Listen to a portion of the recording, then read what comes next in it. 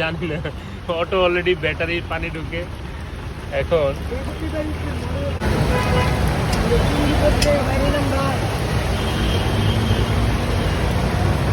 আজকে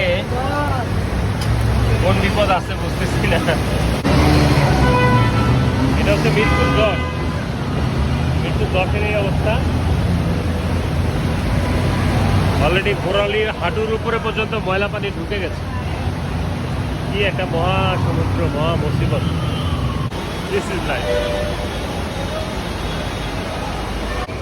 মোটরসাইকেল রেখে মেট্রোতে আসবো চিন্তা করছিলাম, কপাল পুড়ছে। এখন আমি মেট্রোর পিলারের মাঝখানে কোনো একটা জায়গায় আশ্রয় নিচ্ছি। হাঁটু পর্যন্ত অলরেডি দুর্গন্ধ পানিতে ভিজে গেছে।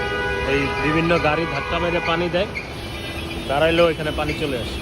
অটো থেকে নামতে গিয়ে আমি একদম অর্ধেক ভিজে গেছি।